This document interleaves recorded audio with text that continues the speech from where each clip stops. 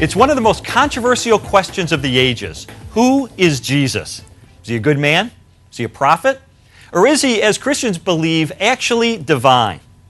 Well, meet Mike Licona. He's founder of Risen Jesus, a Christian organization in Virginia Beach, Virginia, and co-author of The Case for the Resurrection of Jesus.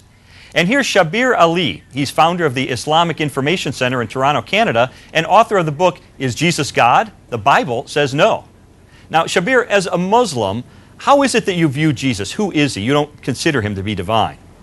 I consider him to be the prophet and Messiah of God, born of the Virgin Mary. He performed many miraculous deeds. God raised him miraculously, and we expect his supernatural return. But he is not the Son of God. He is not divine in any way. And no. Okay, Michael, now you're making the affirmative claim that Jesus is indeed divine. Now, that's an easy claim to make, but what evidence do you have that he believed that and that he proved it to be true? Well, Lee, scholars have established that within just a few years of Jesus' crucifixion, the early Christians were regarding him as divine, despite the fact that he had been crucified.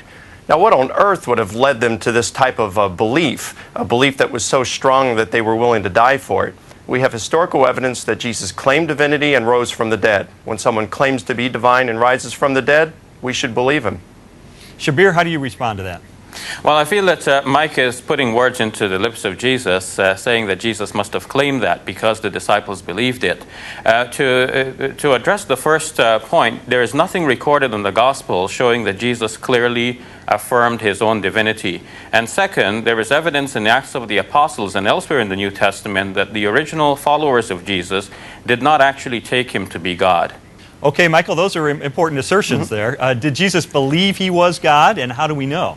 It would seem that he hadn't read the New Testament if he's going to make the statement that the New Testament nowhere has any place where Jesus claimed to be divine. It's filled with those kind of claims.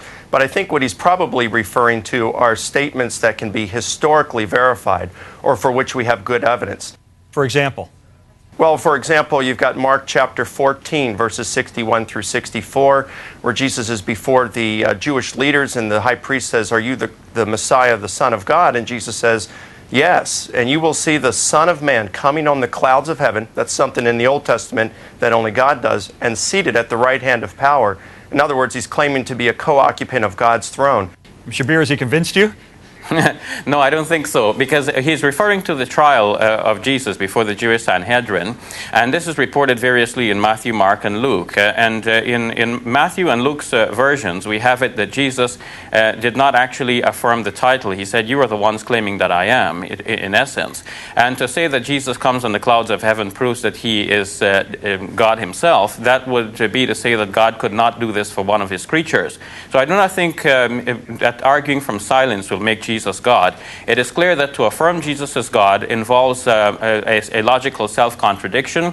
It involves contradiction with the divine scriptures, and it involves also a religious problem. Now, I want to return you to that passage from the trial before the Jewish Sanhedrin. The Sanhedrin asks him, "Are you the Messiah, Son of the living God?" Now, and it says that Jesus said, "I am," in Mark's Gospel, but in Matthew and Luke's account of the same episode, Jesus says, "You say that I am." And unless you can first establish the actual words of Jesus, you cannot build a reasonable commentary on that. Now, it's okay, better but to Shabir, say what does he say right after that, "You say that I am"? He says, "You will see the Son of Man coming on the clouds of heaven and seated at the right hand of power." I mean, so these you are have to decide. Are you saying that his divinity is based on his saying "I am," or his saying that he's coming on the clouds of heaven? First of all, there is nothing clouds clear. Of heaven, seated at the right hand of power. Well, here I'm saying that God can do that for any of his creatures, and that would not make the creature himself God. If God calls up a creature with him to his throne... Jesus is claiming to be a co-occupant of God's throne.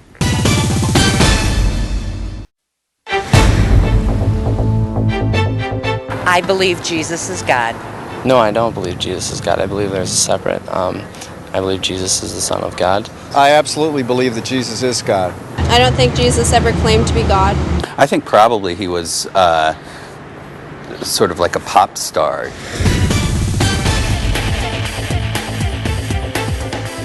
We're back talking about Jesus. Is he divine, as Christianity claims, or just a prophet of God, as Islam claims? Now, Shabir, Mike's been referring to New Testament records that are much closer to the actual life of Jesus than the Quran, which Muhammad recorded some 600 years later. So why should we consider the Quran to be a better historical record when it's so much later than these New Testament accounts? Well, the Quran does not claim to be a better historical record. The Quran claims to reaffirm that teaching which is there in the earlier historical record, namely the Gospels themselves. And it calls upon the people of the Gospel to judge by what God has revealed in the Gospels. And when we look at the Gospels, we see that Jesus throughout was referring to himself as the Son of Man, which means a human being, that he had human limitations. He did not know everything. He said of that day and hour no man knows, not even the Son, but the Father only. He said, I can of myself do nothing. I do only as the Father has commanded me. Throughout, Jesus is deferring to God, and in fact, he falls in his face and he prays to God. All of these are human attributes which the Quran affirms as clear evidence that Jesus was a prophet, he was a human servant and messenger of God. Okay, Michael, those are some very good points that the Quran talks about and refers to in the Gospels. How do you look at the matter? Well, it's how Christians have looked at it from the very beginning, that Jesus had two natures, a divine nature and a human nature. So simply, he had these limitations in his human nature while not in his divine nature. You must have it such that Jesus is completely God and completely man at the same time. That is like saying that something is a square circle. You cannot be both, because to be human means to have limitations. To be divine means to have none.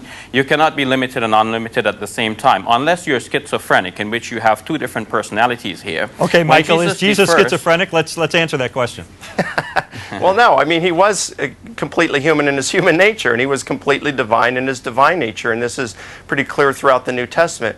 But when we come to the Quran, what we find is a Jesus that is quite different than what we find in the New Testament. It's a Jesus who comes out of the womb speaking and preaching. It's a Jesus who's part of a Trinity that includes the Father, Son, and Mary. It's a Jesus that we find in the Gnostic Gospel I think you have misunderstood the Quran here, because the Quran does not say that Jesus is part of a Trinity that involves God, Mary, and Jesus. The Quran refutes the belief of those... Well, that might be a certain interpretation of it, but... The Quran refutes the belief of those who claim this. But what the Quran shows clearly is that Jesus cannot be part of a Trinity, because no such thing as a Trinity exists. That God is one throughout the Old Testament and into the New Testament. The word Trinity does not exist in the Bible. This is a later idea. Well, neither does theology, Shabir, but we both believe theology is real. I mean, listen, what we have of the Quran is this. We've got a book that's written 600 years after Jesus, fifth-hand source at best.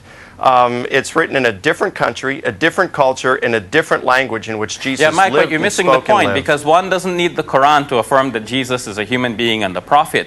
The Quran, by affirming that Jesus is a prophet, is not saying something new than what Christians already believe, because the Gospels show that he's a prophet, and Christians, despite believing that Jesus is God, also affirm that he's a prophet. So on that, Christians will agree with the Quran. Shabir, let me ask this then. Where did this idea that Jesus is God come from?